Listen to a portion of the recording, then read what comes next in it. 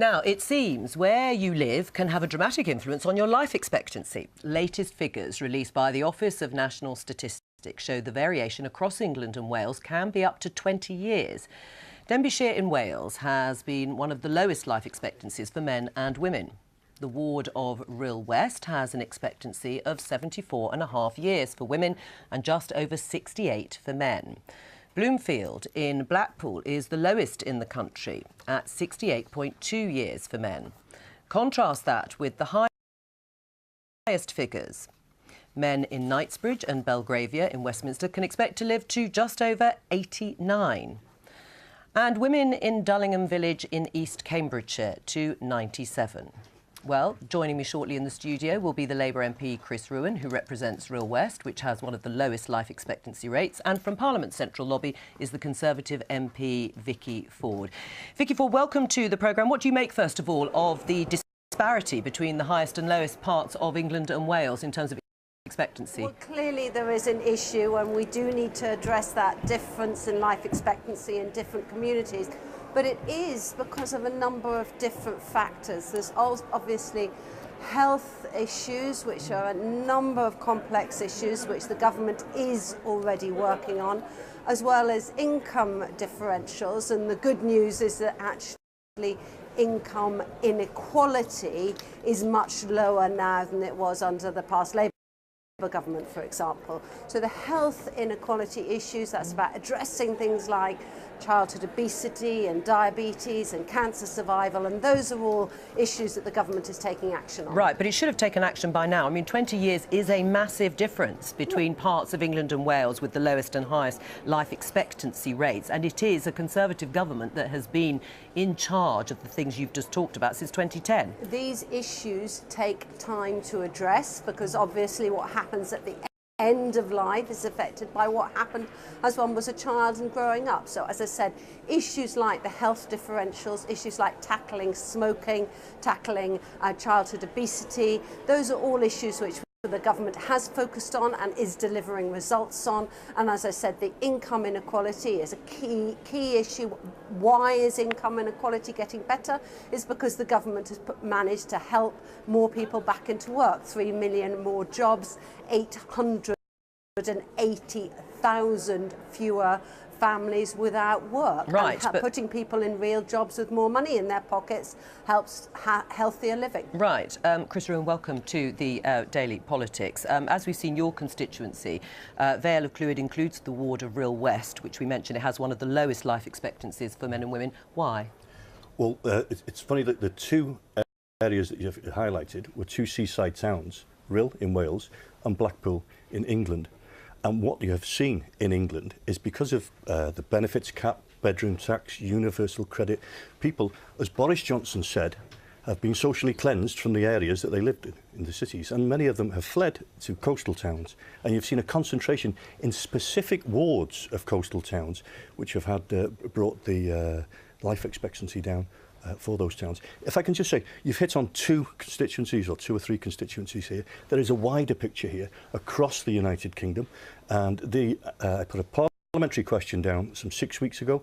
The answer was given to me last night. It's been placed in the House of Commons library today, which is very prescient because it's International Women's Day, and the figures for England are that 22% of women at age 65 have seen a decline in their life expectancy since 2010. Since 1840, life expectancy has gone up.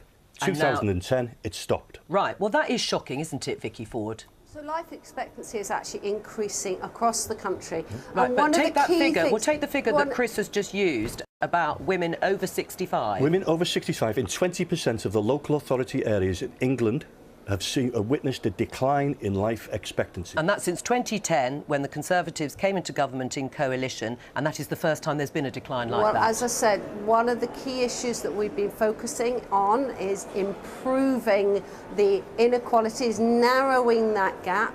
There's actually been a 33% improvement on the ratio of inequalities, income inequalities. So that's a really important. I know, but you keep talking about the income inequalities. Well. But even if income inequality, as you have stated it, has been reduced, why are these differences so marked in areas that are deprived? I mean, it cannot be rocket science to work out that, funnily enough, the low life expectancy rates are at their highest in areas that are most deprived across England and Wales. A key thing that one has been doing, and it does take time for this to feed through, is to help more people into jobs, make sure that actually they keep more of their pay in order to help have healthier lifestyles, and back that up with actions on areas like diabetes, like childhood obesity, like smoking, which hit life expectancy. Okay. And those have all been the priorities of the government. Right, Miata, do you agree? I mean, is income and having a job clearly important in terms of being in work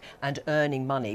But what do you take away from these figures on life expectancy? So the figures are staggering. The fact that they're going backward, I think, is incredibly worrying. And I think in certain areas, not all areas. In certain areas, but I think it's indicative of a bigger problem, which is that, you know, for many people, the economy isn't just working. We've had a decade of wage stagnation and more to come. For many people, they've seen a squeeze in their living standards. We're seeing huge inequality across the country,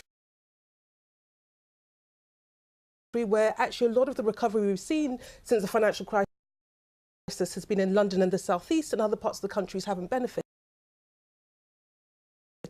So there are deep structural problems. And in some, and the figures that you're seeing on life expectancy, healthy life expectancy, are indication of the fact that for big chunks of our population, they are just struggling, and they're struggling to get on, and they're struggling to feed their kids, and it's filtering through into these figures. Right. I mean, Chris, what about the lifestyle choices? Because smoking, drinking, diet, all of these are also indicators, clearly, of a shortening life. Absolutely, but why is it happening in certain nations and regions in the United Kingdom and not in others? I'll give you the other stats, right? In Wales and Northern Ireland, only 18% of local authorities have witnessed a decline. In Scotland, it's 6%. In the northeast of England, it's 27%. These are huge disparities, and I think devolution is working. Where control is nearer the people, you're seeing better outcomes. And when you've got kind of governments, not right-wing nasty governments who have promised, they've given us 8 years austerity and promised us another 10 years of austerity, and now the chickens are coming home to roost, and we're seeing in these statistics that it's not people are dying early, and it's mainly women. On International Women's Day, it's mainly women that are dying early because of conservative policies. Right. Is austerity to blame, Vicky? No, it is absolutely about looking at the issues that affect our health and our life expectancy, and it is International Women's Day, and that is why one of the things we are championing is a number of actions to help women's health. That's things like actions on cervical cancer, on breast cancer, the announcements just a few days ago about surgical mesh and other issues that have affected women, and this, as well as access to mental health, all of which are priorities of this government, led from the very top by our Conservative woman Prime Minister, who's focusing on these issues that affect women's health. What impact do you think austerity has had then on poorer parts of the communities across England and Wales? There has been, as you know, years of a squeeze, rightly or wrongly, on health and social security budgets. Do you accept that that must have had an impact on those communities where there are more people on benefits than other parts of the country? Actually, our health budgets in England have continued to rise continually,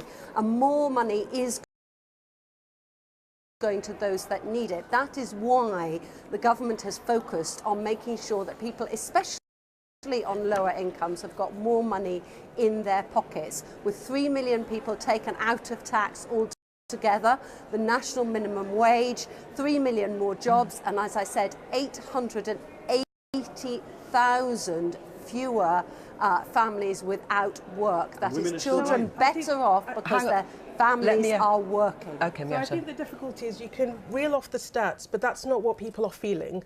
And people are struggling. They are feeling worse off. You see it up and down the country.